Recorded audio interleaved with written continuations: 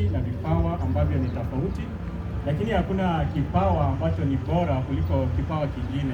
Vipawa vyote ni vizuri, vipawa vyote vinafaa na vyote vinahitajika katika kujenga mwili wa Kristo.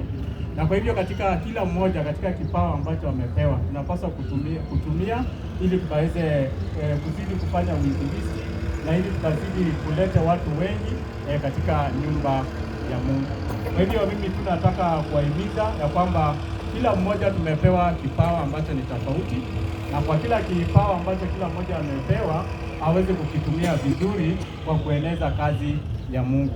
Na tusianze kufanya jambo la kujiinua kwa sababu ya kipawa ambacho umeweza kupewa, ama uonekane wewe ni bora kuliko yule mwingine katika kipawa ambacho wewe umepewa, ya kwamba tukaweze kuhimizana katika vipawa hivi ambavyo tunaweza kupewa. Vyote tumepewa kwa ajili ya kujenga mwili ambao ni wa Kristo. Kwa hivyo Mungu aweze kutubariki, Mungu atuwezeshe jinsi tunavyoanza hivi, ya kwamba muda ujao tukaweze kuona kanisa imeweza kupanuka kwa sababu ya uinjilisti ambao tutazidi kufanya kupitia vipawa ambavyo kila mmoja tuko nazo. Mungu abariki neno lake. Amen. Wacha tupate mzee mmoja atupe historia ya msukumo uliosababisha waanzishe ibada pahali hapa. Kwa hivyo mzee mmoja aje atueleze, maana sisi hatuwajui nyinyi. Alafu kadhalika ningependa wazee wa usharika huu wale waliochaguliwa, wale ambao mliowatambua, hawa ndio wazee wenu wote wa kiume na wa kike, sawa, itawapata nafasi yenu. Kwa hivyo mkae mkijua kwamba patakuwa na nafasi kama hii, sawa. Kwa hivyo ninaomba hapa ndio. Asante sana Bishop wetu Mungu, Pastor wetu Kimba Mambo, Pastor wetu George na mzee wetu Silvester, pamoja na wazee wa kanisa na mama wa kanisa pamoja na watoto wetu wa kanisa. Bwana Yesu asifiwe. Bwana Yesu asifiwe. Na asubuhi nyingine njema, tuko na furaha tena. Siku ile ambayo tulikuwa tunangoja ayawi baadaye ufanya nini? Ya siku ya leo yamekuwa. Kwa kifupi ningependa kuleta historia ya kanisa yetu, na historia ya kipekee briefly kidogo tu, lakini hiyo ingine nitamsamehe sababu ya muda, naweza kuleta historia fupi sana. Kanisa letu ilianza mnamo tarehe 17 mwezi wa 12 mwaka wa 2023 chini ya uongozi wa Evangelist Samson Kimonge, Dennis Nyakundi, Mr. Meshak Omuku pamoja na Mama Rutu Kemuto, ndani ya nyumba moja katika bloki ambayo ilikuwa tunaishi. Haikuwa safari rahisi, ni safari ambayo ilitugharimu tukawa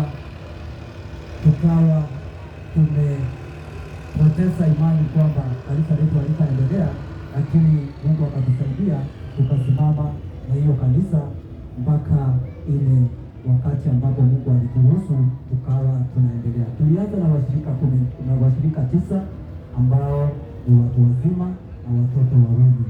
Wiki ya pili iliyofuata tukaongezeka, idadi yetu ikaongezeka kwa kasi, tukakuta washirika 15. Hiyo idadi ilikuwa inaongezeka siku baada ya nyingine. Ibada katika kanisa la Mlolongo tuliweza kusafiri hadi kanisa la Muradi, ambapo tuliweza kuungana na washirika wa pale ili tukaweze kutafuta ushauri jinsi tutakavyoendeleza kanisa letu. Wiki ya tatu washirika pale walizidi kuongezeka hadi 18, whereby Mr. Dominic Resiwise, Feli Moran and Edna Kerubo were joined us, na hiyo siku tukaona Mungu ametutendea, tukaendelea kusonga hivyo hivyo. ilifika mahali ambapo maisha ilianza kuwa magumu, huduma ukawa chini kidogo, wakati ambapo mahali tulikuwa tunafanyia ibada nyumba ikawa kidogo, tukawa na msongamano pale, tukawa tunaanza kujiuliza tutaenda wapi, lakini naye Mungu akasimama nasi, tukaweza kutoka mahali pale tukakuja katika nyumba ingine hapa, ambapo tuliweza kukaa hapa kwa kipindi kifupi, mahali ambapo Pastor wetu Tengecha alikuja akatupatia ushauri, akatutia moyo ili tukaweza kuendelea. Hatukunyamaza ama hatukuacha sababu tumekosa mahali pa kuketi, mahali pa kufanyia ibada, bado viti tukawa hatuna viti, wengine tulikuwa tunakalia mawe, wale watu wazima wakakalia viti, ndiposa tukaleta kitu ambacho wanaitwa Silixa. Siku ya kwanza tukakusanya shilingi 4,550 wakati ambapo tulikuwa na mgeni wetu wa kwanza, dada wetu Eva Okari. Wiki iliyofuata tukafanya the same Silixa, tukapata 4,550 whereby tulikuwa na mgeni wetu Dennis Nyakundi, na ya tatu mtawalia tukapata shilingi 2,600 na Evangelist Kimungi.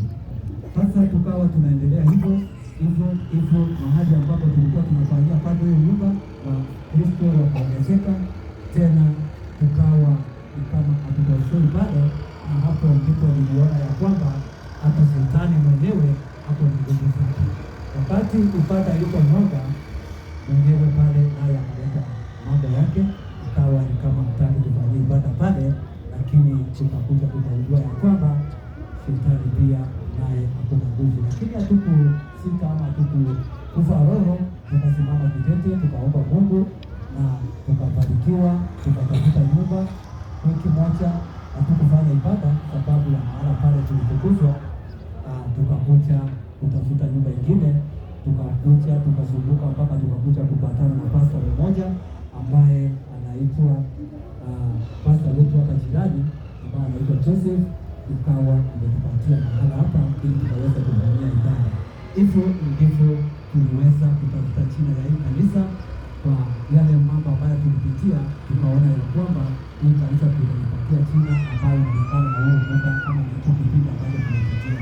Tukaipea kanisa letu china ambayo inaitwa Mama Chusi. Bwana Yesu asifiwe. Amen. Mama Chusi maana yake walikuwa wanatafuta mahala ambapo mwana amezaliwa, na kwa hakika tukakuja tukapata hapa ndipo mtoto alipozaliwa.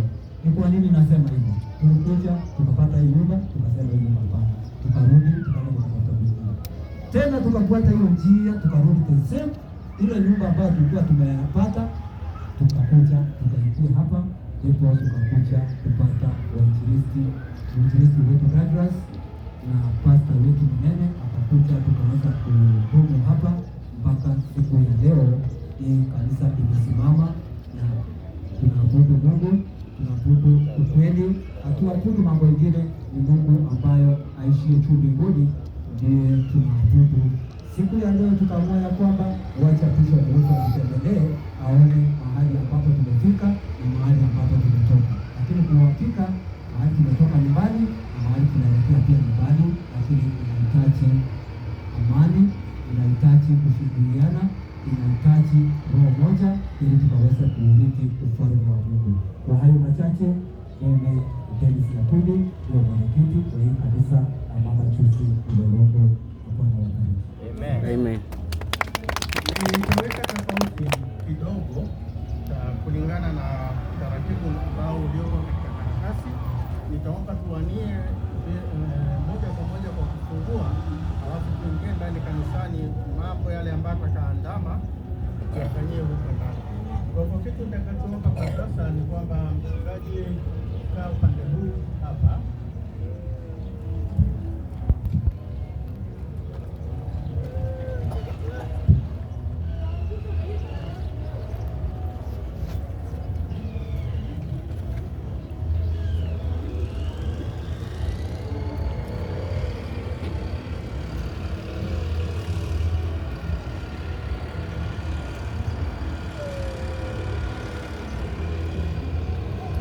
Haleluya. Amen. Jina la Bwana lipewe sifa. Amen. Mlango kuingia ni huu hapa. Sawa sawa. baada ya kukata utepe, kama nilivyowafahamisha mapema sana ya kwamba nyinyi wote mtaingia ndani, wachungaji watabakia nje. Wakishabakia nje, nyinyi tafuteni viti vyenu, mkae mtulie, alafu kesho. Kwa hivyo rasmi kwa sasa naifungua jengo hili katika jina la Baba, na la Mwana na la Roho Mtakatifu.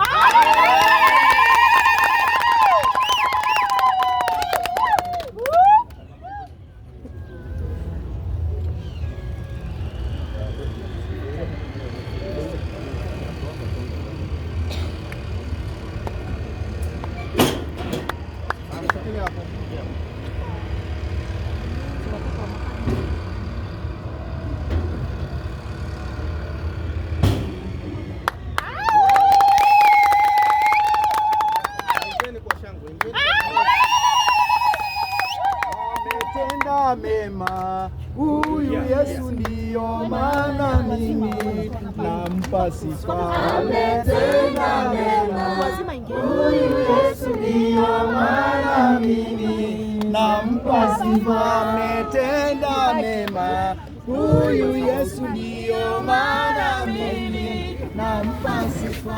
Ametenda mema huyu